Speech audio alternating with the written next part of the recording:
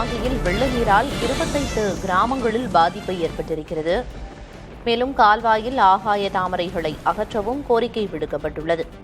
வேதாரண்யம் அருகே கால்வாயில் ஆகாய தாமரைகள் இருப்பதால் கிராமங்களை வெள்ள நீர் சூழ்ந்திருக்கிறது.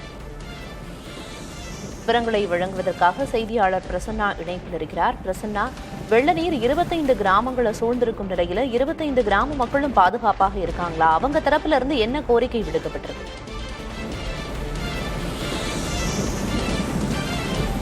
பிரியதர்ஷினி, வேதாரண்யம் தாலுகாவுக்கு உட்பட்ட தாணிக்கோட்டகம் முதல் ஆதனூர் வரை கிட்டத்தட்ட ஒரு 20 கிலோமீட்டர் நீளத்திற்கு ஒளிப்பதிவாளர் லட்சுமணன் காட்சிப்பட்டிருக்கக்கூடிய இந்த வடிகால் ஆறானது செல்கிறது. ஏறத்தாழ 100க்கும் மேற்பட்ட கிராமங்களில் இருக்கக்கூடிய அந்த மழைக்காலத்தில் பெய்யக்கூடிய மழைநீராகட்டும், அதுபோல் வயல்வெளிகளில் இருக்கக்கூடிய மழைநீராகட்டும் தனக்கு காட்சியில் பார்க்கக்கூடிய இந்த வடிகால் ஆறில் தான் கலந்து நேரடியாக கடலுக்கு கொண்டு போய் சேர்கிறது. ஆனால் தற்பொழுது இங்கே மிகப்பெரிய பிரச்சனை என்னவென்றால், காட்சியில் பார்ப்பது போல் இந்த ஆகாய தாமரையானது பல கிலோமீட்டர் நீளத்திற்கு இந்த வடிகால் ஆறு முழுவதுமே தற்போது பரவி இருக்கிறது. இதனால் நீரோட்டம் முற்றிலும் தடைபெற்று இருக்கின்றன. இதனால் இந்த குறிப்பாக இந்த கருப்பன்குளம் அப்படின்ற அந்த சுற்றுவட்டாரம் இருக்கக்கூடிய 25க்கும் மேற்பட்ட ஊர்களில் தற்பொழுது அந்த மழைநீரானது வடிந்து செல்ல முடியாமல் ஊருக்குள்ளே தேங்கி இருக்கிறது. குறிப்பாக விவசாய நிலங்கள் முழுவதுமே அந்த மழைநீரால் சூழ்ந்து காணப்படுகிறது. இது சம்பந்தமாக பேசுவதற்கு இந்த பகுதியை சார்ந்த சுப்பிரமணியர் கேட்கலாம். ஆனா வணக்கம்னா, ஆனா இப்போ இந்த வடிகால் ஆறுல தேங்கி இருக்கக்கூடிய இந்த ஆகாய தாமரை அகற்றத்துக்கு எவ்வளவு வருஷமா நீங்க அரசுகிட்ட கோரிக்கை வச்சுட்டு இருக்கீங்க? இந்த ஆகாய தாமரை அகற்றதுக்கு என்ன காரணம்? நாகப்பட்டினம் மாவட்டம் வேதாரண்யம் பகுதி பார்த்தீங்கன்னா, இது மானகொண்டனாறு. இது வாய்மேட்டிலிருந்து வேதாரண்யம் வரைக்கும் ஆதனூர் வரைக்கும் 20 கிலோமீட்டர் தூரத்தில் இருக்கு. இப்போ இது அகலத்தை பார்த்தீங்கன்னா கிட்டத்தட்ட ஒரு 150 மீட்டர் இருக்கு. இப்போ பார்த்தீங்கன்னா இந்த மழை காலத்தில் எப்போ பார்த்தாலும் இது மாதிரி எங்களுக்கு இந்த தண்ணி வடியாமல் நாங்கள் எங்களோட விவசாய நிலம் பாதிக்கும். அப்புறம் பார்த்தீங்கன்னா இந்த பகுதியெல்லாம் நாங்கள் முள்ளத்தோட்டம் போட்டுச்சிருக்கோம். முள்ளத்தோட்டத்துல எல்லாம் தண்ணி ஏறி எங்களுக்கு அந்த பாதிக்கப்பட்டு சாகுபடி போயிடுது. இது இப்படி இருக்கிற நேரத்தில் கிட்டத்தட்ட 15-20 வருஷமா நாங்கள் போராடிட்டு இருக்கோம். அப்போ பார்த்தீங்கன்னா இந்த மானங்குடநாத்தில் கிட்டத்தட்ட 9 தரைப்பாலம் இருந்துச்சு. அப்போ எங்கள் ஆதனூரில் ஒரு தரைப்பாலம், அதில் இதே மாதிரி வெள்ள காலத்தில் தண்ணி போயிட்டு இருக்கும்போது ஒரு கார் போச்சு. அதில் 3 பேர் அந்த காரில் போனவங்க வெள்ளத்தில் அடிச்சுட்டு போயிட்டு இறந்து போயிட்டாங்க. அன்னைக்கு நாகப்பட்டினம் மாவட்டத்தை ஆட்சியாளராக இருந்த மரியாதைக்குரிய டாக்டர் ராதாகிருஷ்ணன் எங்களுடைய இந்த நிலையெல்லாம் பார்த்து நாங்கள் அந்த நேரத்தில் கடுமையான ஒரு போராட்டத்தை பண்ணியிருந்தோம். எங்கள்கிட்ட நேரடியாக பேசினாரு.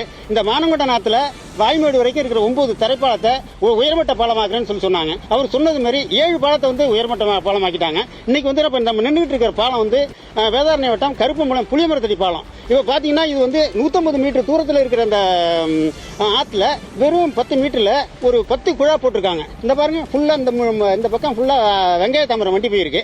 அது இல்லாமல் இந்த தரை குழா 10 குழா தான் போட்டிருக்காங்க. கிட்டத்தட்ட இந்த பக்கம் பார்த்தீங்கன்னா ஒரு 50 கிராமத்து தண்ணி எல்லாம் இது இந்த வழியாக தான் வரணும். அது இப்போ இந்த தரைப்பாலம் தடுத்துக்கிடுது. தண்ணி மேலே போறதுக்கு இந்த வெங்காய தாமரை தடுத்துக்கிடுது. இப்போ பார்த்தீங்கன்னா இந்த பாருங்க, அந்த பக்கம் எல்லாம் மூழ்கி கிடக்கு. இப்போ இதனால நாங்கள் தொடர்ந்து நாங்கள் கோரிக்கை வச்சுட்டு இருக்கோம் பொதுப்பணித்துறைகிட்ட. எங்களுக்கு இந்த பாலத்தை இந்த தரைப்பாலத்தை உயர்பட்டு மாக்கி கொடுங்க. அதே மாதிரி ஆயக்கரம்ல அந்த இதுகிட்ட இன்னொரு பாலம் ஒன்று இருக்கு. அது அந்த பாலத்து பேர் ஆயக்கரம்லாம் 3 கலிதிரித்தாயினர் உண்டியல் அடித்த ஒரு பாலம் இருக்கு. அந்த பாலத்தையும் இந்த பாலத்தையும் எங்களுக்கு உயர்பட்ட பாலம் ஆக்கினாக்கா எங்களுக்கு இந்த பாதிப்புல இருந்து வெள்ள காலத்துல பாதிப்புல இருந்து மீளணும் எப்படியோ முறை சொல்லி பார்த்தோம், கேட்கல. இப்ப பாத்தீங்கன்னா இரவு நேரத்துல இந்த பக்கத்துல ஏகப்பட்ட குடியிருப்பு இருக்காங்க. அவங்களுக்கு உடல்நிலை சரியில்லைன்னு வச்சுக்கலாம், இந்த பாலத்து வழியா தான் வரணும். அப்ப இரவு நேரத்தில் இது வர முடியாது. அது ஆதனூரில் நடந்த மாதிரி ஒரு உயிரிழப்பு ஏற்படுத்த வாய்ப்பு இருக்கு. அதனால தமிழக அரசு உடனடியாக கவனத்தில் கொண்டு எங்களுக்கு இந்த 2 பாலத்தையும் உயர்பட்ட பாலமாக்கி எங்களுடைய இந்த விவசாய விளைநிலங்களை காப்பாற்றணுங்கிறத இந்த பகுதி விவசாயிகள் சார்பாக பணியோடு கேட்டுக்கொள்கிறேன். இப்போ குறிப்பா இப்போ இந்த ஆகாய தாமரை சூழ்ந்திருக்கிறதுனால எத்தனை கிராமங்கள் பாதிக்கப்பட்டிருக்கு? அந்த கிராமங்களோட பேர்லாம் என்ன? இந்த பகுதியில் குறிப்பா என்ன விவசாயம் பண்றாங்க? எவ்வளவு ஏக்கருக்கு விவசாயம் பண்ணிட்டு இருக்காங்க?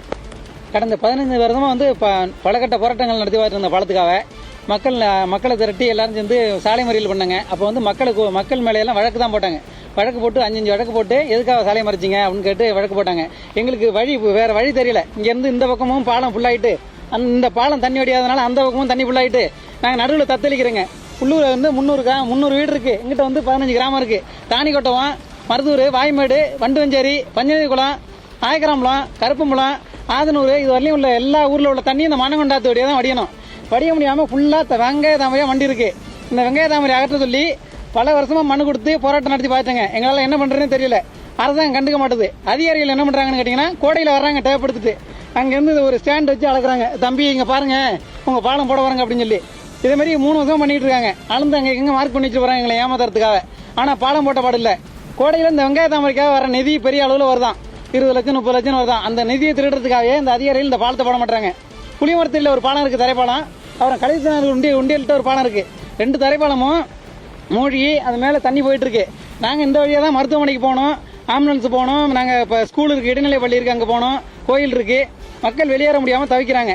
நாங்கள் தான் இந்த இடத்துக்கு நடந்து வந்திருக்கோங்க என்ன நன்மையில் இருக்குன்னு பார்க்கறதுக்காக. பிரியதர்ஷினி, குறிப்பாக இங்க இருக்கக்கூடிய இந்த வடிகால் ஆத்துல இருக்கக்கூடிய இந்த ஆகாய தாமரையை வந்து முழுமையாக அகற்றணும், இந்த நீரோட்டம் எந்த விதத்திலும் பாதிக்கப்படக்கூடாது அப்படின்ற விஷயத்துல இந்த பொது மக்கள் கோரிக்கை முன்வைத்திருக்கிறார்கள். களத்திலிருந்து தகவல்களை வழங்கியதற்கு நன்றி பிரசன்னா.